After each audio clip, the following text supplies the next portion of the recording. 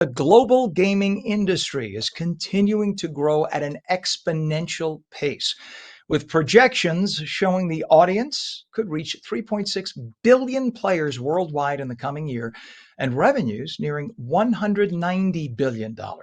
At the same time, shifts in how and where people spend their money and reshaping how games are developed is occurring right now. Joining us now is Chris Hewish, who is president of Xsolla. We say good morning, Chris. And when are you going to hire me as your public spokesperson? I'll do this for you. Not that you Let's do need it. Let's it. have a call after this, Ken. We're You ready. let me know. Hey, let's not even waste time. Let's do it right here. Chris, what is driving this massive growth for the industry? And it is probably bigger than any other industry on earth. It absolutely is, Ken. So, video games are an enormous industry, larger than film, television combined, music. And really, what's driving it is a number of factors. Interactive entertainment is just fun, first and foremost, but we've had a real proliferation around the world of mobile devices, which have been very, very instrumental in putting powerful gaming machines in everybody's hands, combined with the fact that we have young, mobile, tech savvy populations around the world, especially in fast growing markets like the Middle East and Africa, which are growing at over 12% year over year. So you combine all of this and you have a very active population who has access to devices that can play games, and it's a great recipe.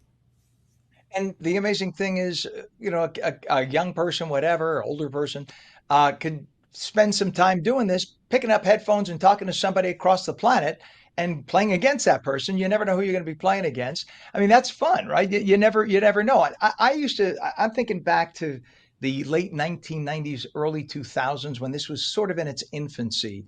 And I remember working with a photographer. I was in South Florida. I was a news anchor there, and I worked with a photographer on a story, and he looked exhausted. I said, "What's up?" He said, "I was in a gaming competition till whatever, 3 a.m. And then I came to work."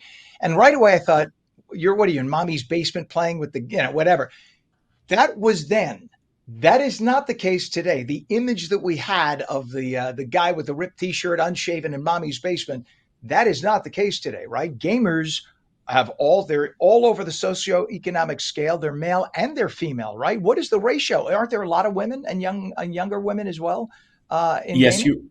you are correct, Ken. So, video games really are crossing all demographics now. It used to be predominantly male, and now it is really about 50-50. So, there's a pretty equal distribution. And what is allowing that are all of the different types of games. So, while you have both an equal distribution between male and female playing games, the competitive games still over index a little bit towards male, more around 78%. Casual puzzle games conversely index more female, but it really doesn't matter. It brings everybody together. And your anecdote is fantastic. You know, games now are being played in these competitive games in front of audiences in arenas of tens of thousands of people with millions of people watching online.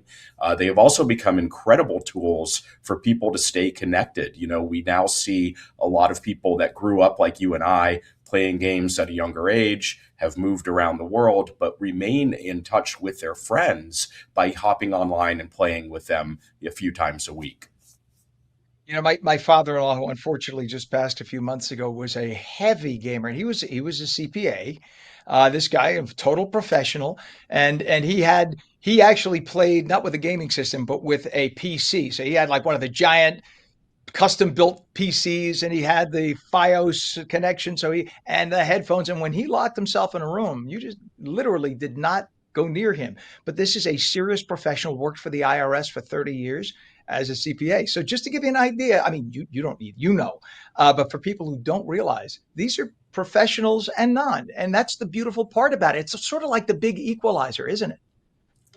It really is, and that is part of the growth where there is something for everybody of any age, any demographic from all over the world, whether people want to play games on their own or connect socially with their friends. But it really is the great equalizer because once you get into a game, it's all about what you're playing, how you're acting and interacting with people, less so about who you are or what your status is. Chris, with the advent of AI, how many of the games are now literally being coded and created or developed in extent by AI versus humans? Do you have AI created games now? We're close. You know, this is a very hot button, excuse me, a hot button issue within the industry. And the Game Developer Conference just released a report, 2026 State of the Industry, and they took a deep dive into AI. And it really is a divisive topic. You have the majority of game companies are using AI to some degree now to develop games. We don't quite have, AI making a game completely from scratch that is commercially viable, but it is certainly part of the workflows. And it's causing a lot of debate within game companies. You have on the business and the corporate and management side, people that have fully embraced AI and are using it for their day to day workflows, for planning, for ideation, all of that. On the creative side, you're still getting some resistance. It's being embedded into workflows, but there's still resistance among the workforce, amongst designers and artists who are really concerned about the ethical use of AI.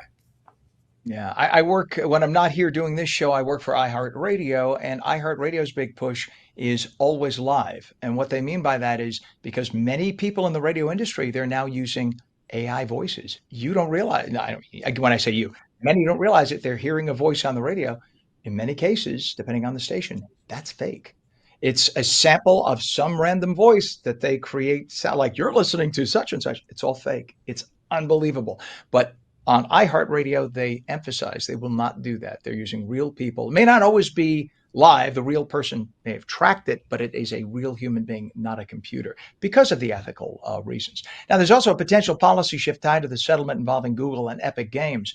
How could changes to App Store rules impact developers and consumers? Ken, I think this really is the defining topic of the next 5 to 10 years of the industry. We've had an industry that since the days of retail, game developers have been reliant upon gatekeepers, whether it was big box stores like Walmart or the app stores, like the Apple App Store or Google Play Store. But they've always required these gatekeepers to help distribute their games. That has become problematic where the value proposition just does not warrant the high cost of giving up 30% of your revenue to go through one of these platforms. Now we're seeing companies that are really taking a look at how do they architect full control of their business, where these platforms are just one part of it, and they're able to connect directly with their players by building their own direct channels and their own architecture. So I really think that's a big part of the next 5 to 10 years. And cases like what's happening with Epic and Google and Epic and Apple really open the door to broadening and building a much more sustainable business model for the games industry. Yeah. Chris Hewish, president of Xsolla. Let me know when you're going to hire me. I'll be there, my friend. I'll be your biggest evangelist. Believe me. Thank you so much for coming on again this morning. We love having you on. Come back again, please. Thank you, Ken. Looking forward to it.